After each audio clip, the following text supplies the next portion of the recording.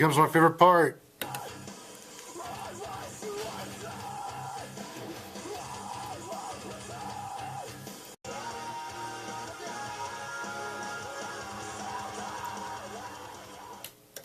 Is this real life or is this fantasy?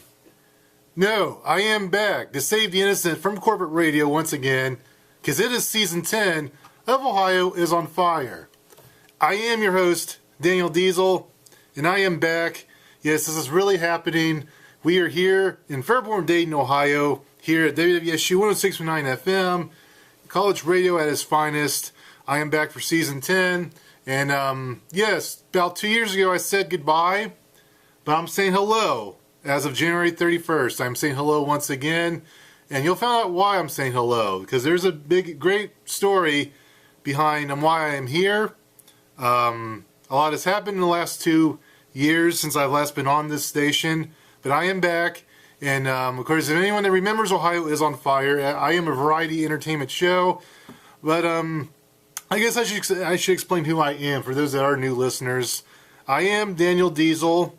I have about 5 years worth of experience of college radio here at WWSU, Wright State University's radio station. And of course, I'm mostly known for this little radio show called Ohio is on Fire. It is a variety, and this show is a variety show where I play independent music, I play local music, I interview people most episodes, I have funny skits, I share my thoughts on life. Anything that's on my mind, or it's in my heart, I put on this show.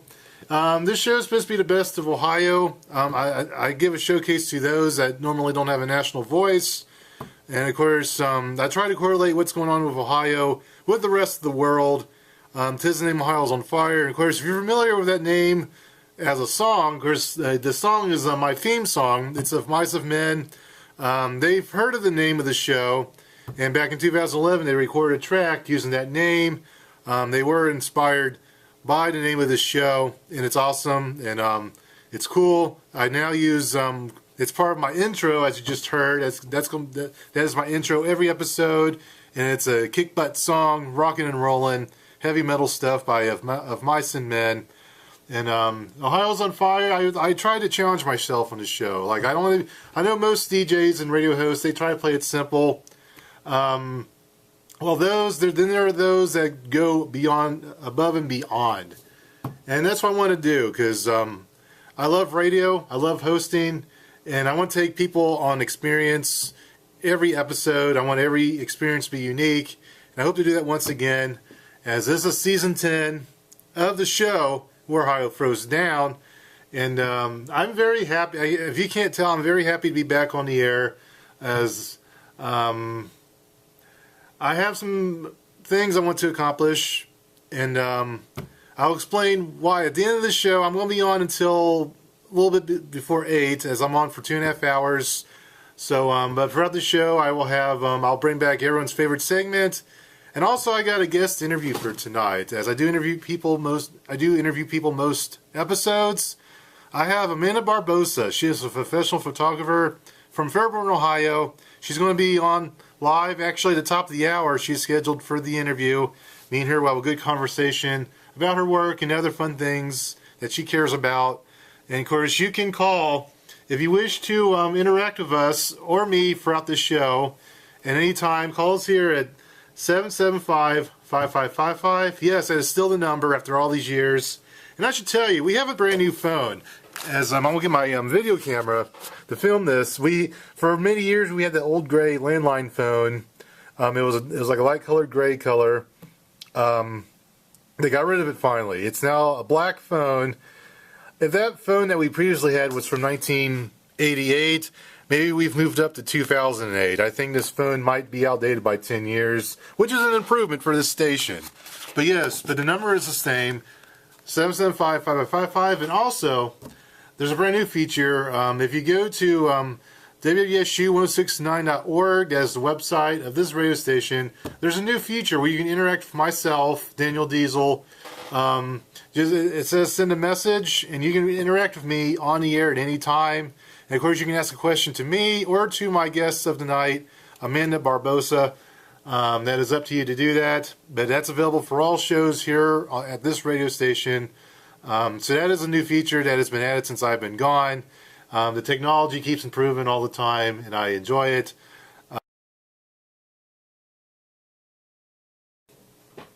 I think it's now time to bring back a favorite segment of everybody's. Yes, if you remember this, it is back. It has not died. It's now time for everyone's favorite segment. It is the one and only OMVP. And that stands for Ohio's Most Valuable Pedestrian. Now for those of you that remember this award, it was more of a shout out. Like, I don't really give an award or I don't give like a new car away to the people that win this award. But it's just a shout out to citizens of the state of Ohio, or groups of people in the state of Ohio, or anyone that has a slight connection to the state of Ohio that did something good or weird in a good way within the recent week or the recent month, something around this show time as I do these broadcasts. That's what OMV is all about. And of course, there's a backstory to each OMVP. There's usually an article. There's usually thoughts of mine. So I got the article up. Of course, I get my video camera because yes, I do film these shows live action. So here's the article. I got this from www.dispatch.com. The Columbus Dispatch is the newspaper. The Florida cancer patient inspires flower donations in Central Ohio. And there is a video to this. I'll play the video and I'll speak on some of the article. But here it is. And she came up with this idea that, she's got a son. And I'm sure a million things are going through your mind at that time. And, to have that clarity of doing something like that, I just think is amazing. And it's just such a neat thing to see the kids helping kids make these flowers, and then there's people here that they either lost someone with cancer, or they are dealing with cancer themselves, or they have a family member or friend that's going through treatment, and it's something that people can do. Yes, that was a video. And of course, the article that I'm going to read some of is by Julia Aller from the Columbus Dispatch. But Cynthia Rudolph loved drawing, singing, and being a stay-at-home mom to her son Owen. She made friends easily, often inviting him to her house near Fort Lauderdale, Florida, where she crafted enormous handmade meals she seemed to always overcook, said her husband Alex Rudolph, a native of Columbus. Everyone left with different things of Tupperware. Cynthia relished the role of caretaker until 4 years ago, when she had to learn to let others care for her. After receiving a diagnosis of double-hit mantle cell lymphoma at the Arthur G. James Cancer Hospital, Rudolph returned to Florida in early 2014, spent weeks in the sterile rooms of Holy Cross Hospital in Fort Lauderdale, and then at Brigham and Women's Hospital in Boston, she underwent chemotherapy for the rare and aggressive cancer, which occurs when antibody-producing cells go rogue. All right, now I'll skip down a little bit. At age 40, Cynthia Rudolph died on April 7, 2015, 13 months after her original diagnosis. Her tissue paper trail, though, remains in full bloom. A week ago, dozens of children stopped by the Market Sprouts booth at the Worthington Farmers Market to make flowers to donate to area hospitals. Worthington Farmers Market volunteer Anna Fawcett Foose, I think I said it right, Anna Foose, has hosted the flower making event for the past 3 years. She first heard about the project after longtime friend and Cynthia's sister-in-law, Kara Rudolph, who lives in Bexley, posted updates to Facebook. Foose, who knows several friends and neighbors battling cancer, jumped at the chance to help in a tactile way. And this is her quote: "It's such a win-win for everyone involved," she said. "If you have a parent or friend with cancer, this gives you an outlet." All right, and you can read the rest of the article at dispatch.com/entertainmentlife, or you can just search the article, Florida Cancer Patient Inspires Flower Donations in Central Ohio. Look that up. But with that, it's something that they've done for the last 2 years now. It's now 2018. They first did this in 2015. And she's hoping to do this every year. She's hoping to be a new tradition in the area for those that are struggling with cancer. She hopes to give hope to those. It tells people that there is hope. that there's always hope that you can always battle, whether it's the end of your life or if you want to conquering the cancer and you live on for a long, long time. I think it's really cool that she's doing that. Of course, Worthington Farms Market is over in Worthington, Ohio. I think it's really cool what Anna Foss is doing. So you know what? I think it's very fitting that for the first OMVP of Season X of Ohio is on Fire, it goes to Anna Foos, or OMVP, Ohio's most valuable pedestrian. Ooh, ah. A round of applause.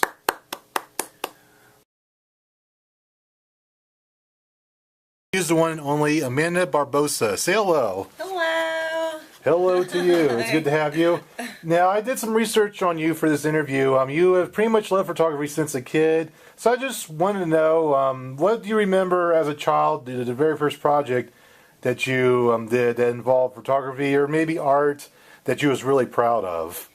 Well, it started at about 10. I was gifted a camera, a 110 camera. Yeah. Which is those long flat ones. Oh, yeah. If you remember those, or I don't know if that's before your time. I never owned one, but I remember those, yes. And I just took pictures of everything, you know, the cat, the dog, and then it kind of progressed to dressing up my friends. So for the inspiration from fashion magazines that I would see, you know, at the grocery store, and I would, you know, just put on little outfits like Halloween costumes, or we would go to thrift stores and get old prom dresses and just dress them up, took some pictures, which, you know, I didn't know at that time that would kind of lead into what I do now, which is boudoir photography, which is very similar. You know, you dress them up, the hair and the makeup, and definitely has a fashion side to it. So that was the start.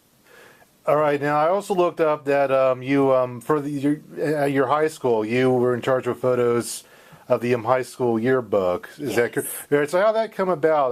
Because when I went to high school, I always thought that was cool to work on a yearbook. I didn't work on one, but I just want to know, how did that come about, you working on the yearbook? On the yearbook? Well, my junior year, I was gifted a camera for Christmas by my father. Yes. And it was a really nice Canon Rebel film, not digital. Well, I should ask, was that your first camera you ever owned? The nice camera, yes. Yes, so that excellent. Was the Christmas when I was 16. And I read the manual front to back that night and just played around with it and really loved it. And just asked some fellow students about, you know, taking pictures for yearbook staff. So then I jumped on that second semester, and then senior year I was the lead photographer.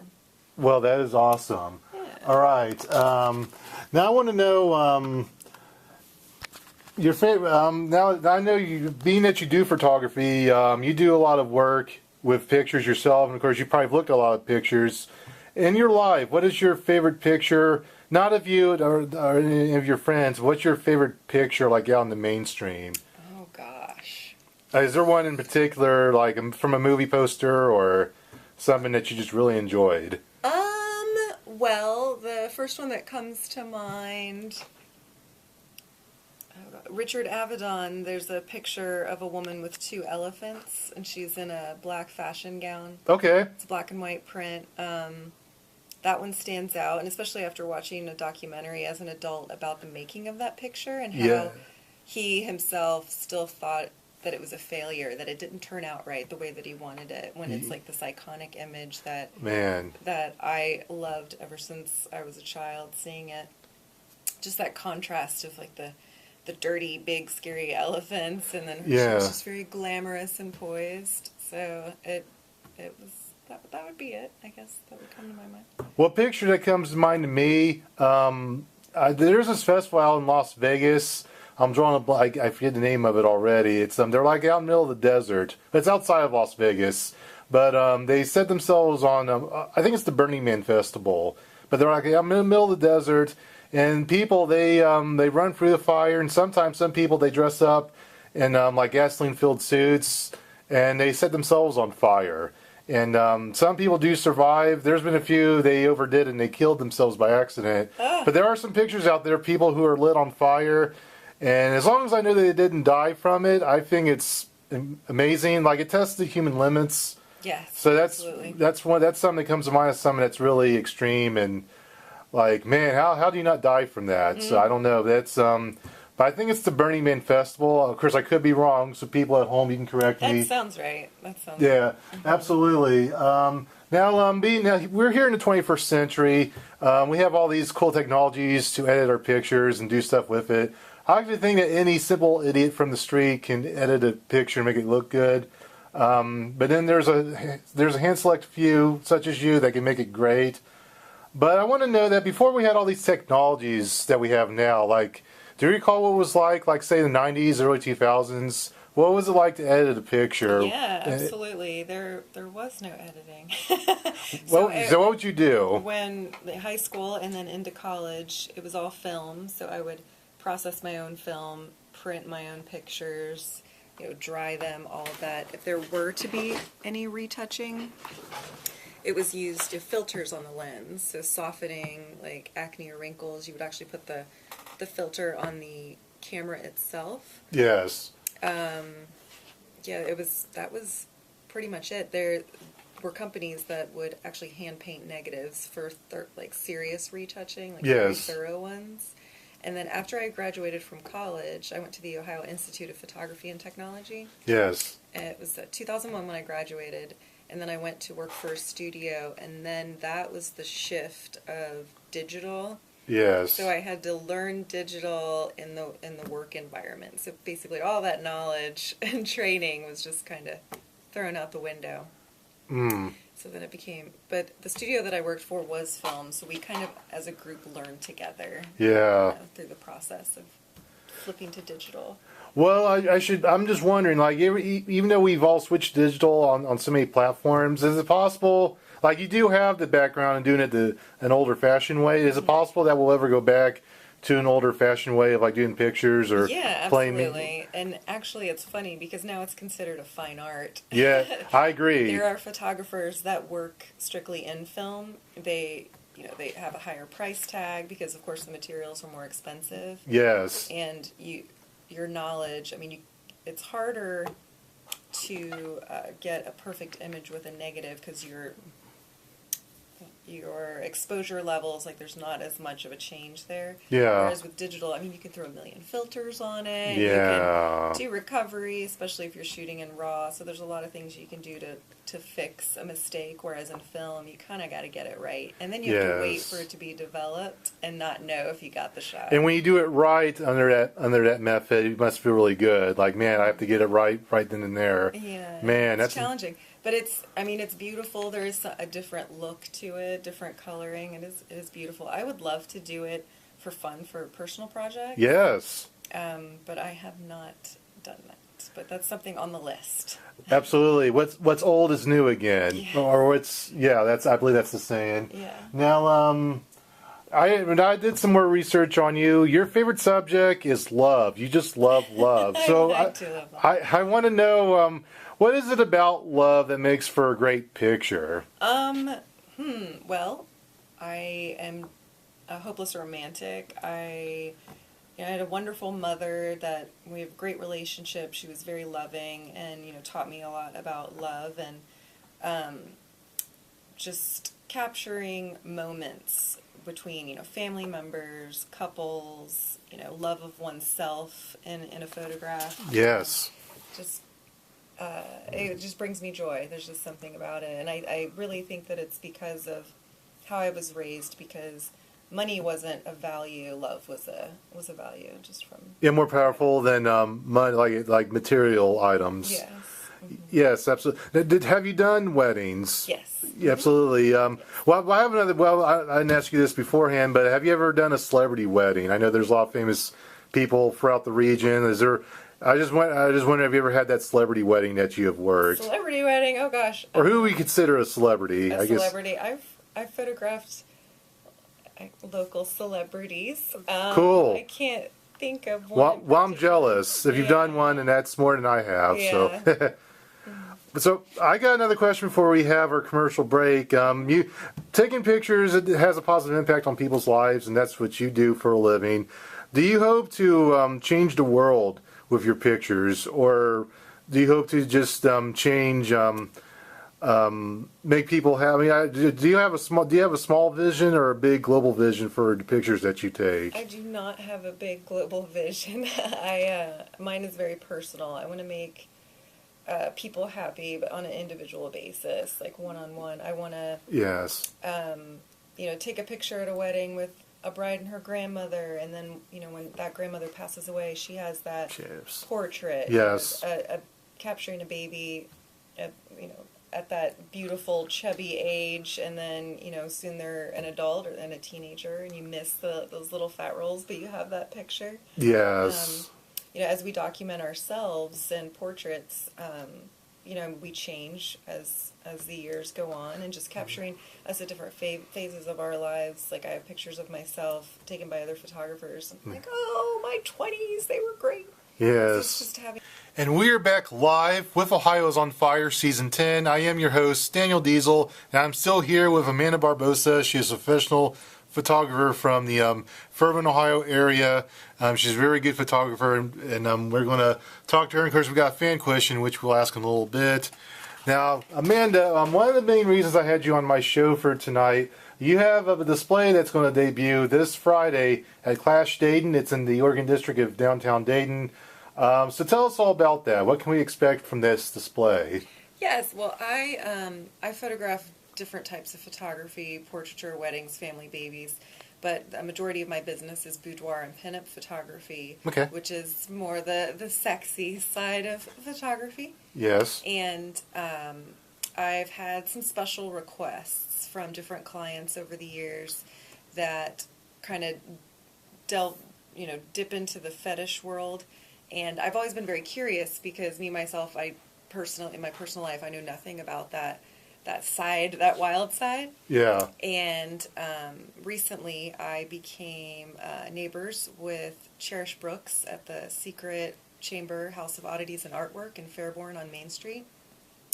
And she's really been my inspiration for this project, helping me, introducing me to people that are willing to model, Okay. Explaining what a lot of these fetishes are, Oh. helping me with the resources, looking things up and seeing not only what fetishes, I would like to cover and photograph, but also what I don't want to photograph, because there's just so many different fetishes. It's pretty overwhelming. Yes, I agree. I think fetish is kind of like an underculture or an underground culture, if you will. Yes. That I've come to learn.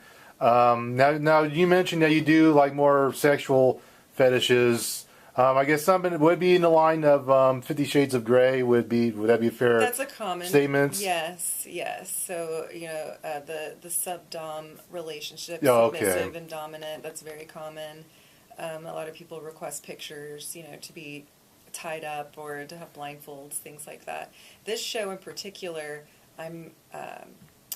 it was very exploratory for me as an artist. So looking up different fetishes. For example, like puppy play. Okay. That's an example. I don't want to give too much away because I want you guys to come check it out. But, Yeah. having your significant other dress as a puppy and you act like they're your puppy. So there's a sexual desire there Okay. Yes. that I never knew about, never heard about, but it was really interesting to photograph. Yeah, me neither. Photo. Okay. So that's an example. And, all of these are consenting adults. I don't believe in anything where anyone's going to be hurt or if they're doing anything against their will. Everything is consenting adults. Yes, you should check out this display if you want to, because yes, there will be extreme. I guess not extreme. I guess it'll be like they call it in graphic nature because of it's a fetish. If you like fetishes, check it out. But if not, we're not going to force you to. Hey, like I'm not going to come to your house and say, "Hey, you better go. I'm going to beat you up." It's a choice. It's a personal choice. And it is part of First Friday, downtown Dayton. Yes, First Friday. It is a family-friendly event, so Yeah. the photographs are PG-13, so there's not anything too crazy. PG-13. Yeah. Okay, well that's the key there. So this will be these pictures will be PG-13 in nature. So hopefully that doesn't turn away some audience members. All right. Now I've seen that you've done your homework on the world of fetish. I just want to know, for a mental health standpoint, is there such thing as a good fetish, and is there such a thing as a bad fetish? And what's the difference? Well, my personal opinion, like I said earlier, anything where someone is being hurt or doing, against their will, I believe is not good. It's and if bad, there are yes. people that are interested in pain, and that's something that excites them. Yeah. If they're a consenting adult and they're requesting that from their partner, I don't see a problem with that. Yeah. But there are some fetishes where, people want to hurt other people, and Yeah. I just don't believe in that at all. Yeah. Good fetishes, I don't know. I just think that anything that makes you feel good, if you're in a healthy situation with a partner. And Can I interject that with a good fetish, I think as long as you're not hurting yourself, but also you're not hurting others, like maybe you're not offending somebody. Because I can think that say if someone enjoys something, that could be offensive to someone else. So that I think it's a good fetish that if you enjoy it and you're not offending anyone in the audience. Would that be a fair statement? No one's being offended. yeah, well, not even audience per se, but just you and your partner are completely in agreement with what's happening. Okay. Yes. Okay. All right. That's a good way of putting it. So if you want to be hurt and your partner agrees to hurt you, and there's nothing that is forcing one person or the other, then go for it, I guess. In the audience, anyone that sees those pictures, they should accept that. They should know that they agree to do it, whether they personally don't enjoy it or not. They got to accept it. But was that a fair statement? Yeah. Okay. All right. Now we do have a fan question I got from my OhioIsOnFire show. It was dated@facebook.com/OhioIsOnFire show. This listener wants to know, have you ever been overseas? And if you have, what great picture have you taken overseas? Well, Costa Rica, which is not, I guess it's not technically overseas. It's kind of down. Yeah. I would say I took a ton of pictures there. Okay. What was your favorites that you can recall? My favorite was, oh gosh, let me try to narrow it down. The monkeys in the trees. Yes. Because I've never seen a monkey outside of a zoo. Uh-huh. And so just to be in the jungle, in the wild, and you hear a noise, and to look up and be like, oh my gosh, there's a family of monkeys. And they followed me. Like, they went from tree to tree and were watching me as I went through the hike, and that's the first thing that comes to mind. It was pretty amazing to see them in their own habitat, chilling out, and thinking that I'm the weirdo and watching me. Oh, man. Is there a country that you would like to go to? Like, you went to Costa Rica. What's your dream country? Australia. Oh, yeah. Absolutely, Australia. Yes. Foster's Australophobia. I can just see it now. You got a picture, and you're taking pictures of people drinking beer and just getting into fights. I don't know what that means anything. I'm just rambling. So, all right. Well, I hope you go to Australia one day. Me too. Now, with that being said, yes, you do this for a living. People can pay you for your services as photographers. So I want you to tell us, this is your chance to plug your business. What do you do with your business, and how can people use you?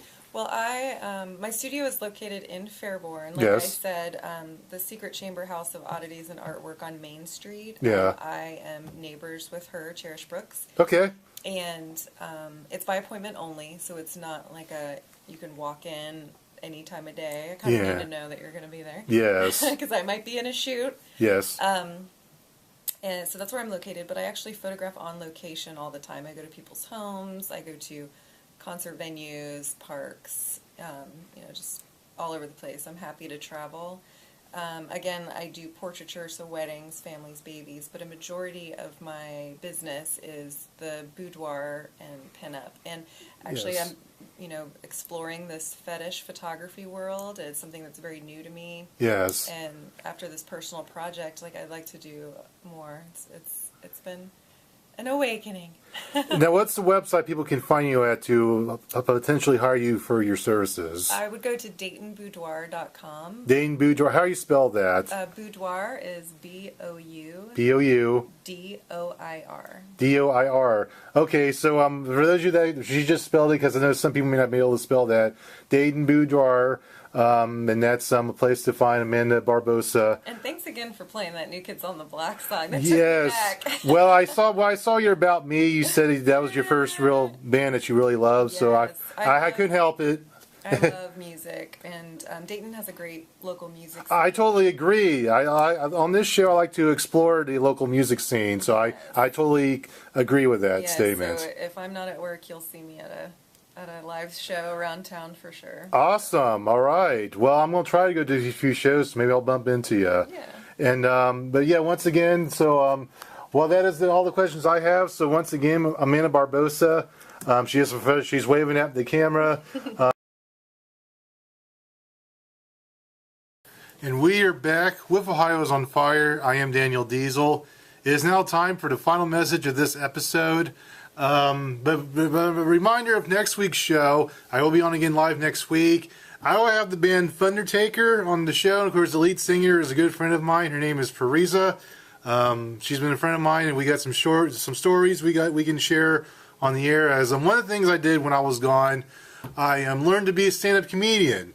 And she was in a class with me, and of course she was in a previous class with me as well. And I've bumped into her several times over the years. And she's also came to some events that I've put on. So she's a good friend of mine, Parisa. But her band Thundertaker will be on the show next week for a live interview. So that'll be great. Remember to check that out. And of course I'll have interviews throughout this season. I'll be on throughout February. And then most of March, which still be a March week, there's going to be a baseball game, so I won't be on. And then I'll be on all through April, and then I'll have a bit of an off season. But of course, my future beyond these 12 episodes is up in the air. But I want to talk about how these 12 episodes came to be. Because yes, I am back, and I did not know if I was ever going to come back. 2 years ago, March 1st, 2016, I signed off the air of the station, which I thought would be for the last time. and it's a very complicated story. It's a long story that I'll make short. I was not happy with the radio station at the time, and there were several prominent members of the station who had powerful positions. They was not happy with me, and I decided I did not need to stress, and there's other things I can focus on in my life. So I walked away, and I figuratively had the middle finger in the air upon me leaving, as I let it be known I was unhappy. And like I said, I did not know if I was ever going to be back. Rewind sometime this past fall. The current GM of the station, Adam Whiteman, he's doing a great job here at the station. And of course, he remembers the show that I did. He remembers me. He reached out to me saying, "Hey, I think there's some college radio left in you.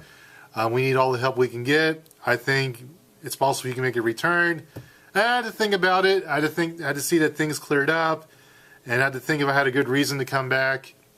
I had to find something that pushed me over that hump. And me and Adam, we worked something out, and here we are today. It is January 31st, 2018, I am back on the air, and it is unbelievable that I am back. But now that I am here, why am I here? I'm here, I love radio. It's one of the big things I've always wanted to do since I was a young child. I always loved being behind the mic. I'm not shy. I'm looking to improve my craft. And I hope, and of course, this platform allows me to do that. So that's one reason why I am back here once again. And it feels great seeing these familiar purple walls. They're always going to be purple. I think in years past we've requested that it gets painted green or something that reflects right state. But it's still purple. It's never going to change, people. And I don't think I want it to change. I would not know what to do with myself if this wall was not purple. So let's leave it be. But I am happy to be back in these purple walls. The other thing is that I remember I made a statement on the last show that I did. I said I had a dream that I was on a boat. This radio station represented a boat in the middle of the ocean. And I was going to get a gasoline and burn that boat because it was time to move on to something else. Well, I've had another dream. I dreamed that I got a water hose and I sprayed that fire out on that boat. Because I realized, you know what? You should never burn bridges. You should never burn boats. because you just never know what this life has in store for you. And this is a wonderful surprise in my life. And I have a lot of goals I want to accomplish in college radio. This is really my last real shot at doing so. Because no, I will not be here forever. Because people do move on. Like once they graduate, I am still a student here at Wright State. And I was thinking, what do I want to accomplish now that I am back here? I have pulled myself back into this boat that is college radio.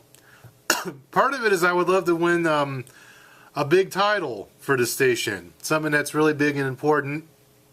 I think that one of the biggest things that you can accomplish here in college radio is College Radio Day. Every year they have they pick 6 or 8 colleges throughout the nation that celebrate College Radio Day, and this is among like over hundreds of schools throughout the world, and they pick the best of the best. And I would love it if this station would win an award for College Radio Day for having one of the best radio stations. Right now, that's the big award that's out there. A few awards that used to exist at the station that no longer exist. One, you had the MTV Woody, which they still have that, but they got rid of the best college radio station platform, the award. I hope it comes back, because that would be great. Pardon me, I have a duck in my throat, and so that's what I'm talking a lot. That's what's caused me to cough. But I am fine. I'm healthy. I'm not dying. I promise. Anywho, the MTV Woody, it was a big award, and I love it. Was like a national award with big national recognition and a big brand name behind it. I kind of hate that they no longer recognize college radio, because that was a good vehicle for anyone that wanted. I hope maybe one day will come back. Right now, that's not an option. Another award that's not an option for college radio is the College Journal, or the Radio Journal. They went out of business, so I don't know the alternative. There's an alternative that's out there, but they also did an award every October. People and stations, members of stations got invited to New York to take part in a big festival, but that's no longer there. Yeah, the College Radio Journal. It was really cool for what it was, but just like a business, you got to have the money to keep it going. They did not do so, and they met their demise. So there's that. So really, the big one right now is College Radio Day, and I have some ideas. Hopefully, we can win that award because that happens in October or November. They have that. So that'd be cool if we can win that. Then this is probably really my last shot to help this college radio station win something that we can put on our resume and maybe give us some national recognition, something that we can really celebrate and bond over. So that excites me. Another thing that excites me is networking. I have decided that for as long as I was away from doing college radio, in one way or another, I always want to broadcast. And this does allow me to network. I can do these shows, send them out to stations or other podcasting companies, and see if what else is out there. Some way I can take my game to the next level whenever I need to. Or if I need a new challenge, because I would like to do this in some form or fashion for the rest of my life, and this is a good way to do it. So that's another reason why I am back. And I guess another reason why I'm back, I want to end on a happy terms. The last 2 times I've left, it was unsettling. Like the first time I left, way back when, it was due to issues in my life. It was kind of, I was forced in a situation where I had to move back to another school, and I had to give up the radio station. Of course, then the last time, it was due to interpersonal conflict between myself and the station. I believe there's a situation there where there can be a happy ending to my time here at the station, because this is like a third act for me, and 3 is the magic number, and in all great stories, there's 3 acts, And the third act is the climactic ending. And I want that happy climactic ending. And I have some things that I think I can do in college radio that I want to do. And I finally get to do those. I hope to interview some semi B-list celebrities. I think I can do that. I believe I can make some dreams come true. I can do cool things for people in the community, using this college radio show as a platform and a vehicle to do that. And really, this is my chance to do it. And I didn't want to pass up on a chance. And they did ask me, because when I left, I didn't know I was coming back. I got asked to come back. This station, Adam Whiteman and this station, they asked me to come back. It was professional. We had we had good conversations, and I agreed to come back. It was in my heart to do it, and yes, the people. Of course, another cool thing I miss is the people that walk by here. They see me perform, they wave at me, and it's all great. And I have the habit of waving at people, and of course, I get to interview people once again. It's this. There's the wonderful green walls of this hallway. For anyone that remembers those hallways. It's still lime green, just like this station is still dark purple. This I'm in on-air studio. The hall is still lime green. Nothing has changed. And yes, I'm thrilled to be back here because I had the time of my life as a young adult, and I'm still a young adult. I'm on the older edge, the older end of being a young adult. So I still have a few years left to be a young adult before. Perhaps I become middle age. I don't know how that works. The internet says when you're an old man, I think when you turn 40, you're considered an older person or middle age. So I'm not there yet. I got some time to be in my youth, and what a way to spend it, but on air. I'm talking about the things I care about, and hopefully bringing you the best college radio show in all the land. It's not my opinion. It's up to you if you think this is a good show. But I think I'm pretty good, and I don't want this show to suck. So I'm willing to give this another go. And that's all I got to say about that. And I got until the end of April to do new episodes, and then if there's any more new episodes after that, we will see. But yes, and to follow me on my journey, I want every last one of you to follow me on this journey. Visit me at www.facebook.com/OhioIsOnFire show. That's the official website of this show. I'll post pictures and video updates. And of course, I got my music community, Dayton's Indie Music Madness, on Facebook. Look that up. And that's where you can find me. Of course, YouTube.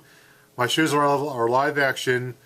Until next Wednesday nights at 5:30 p.m. Ohio, WWSU 106.9 FM. That's the way it is.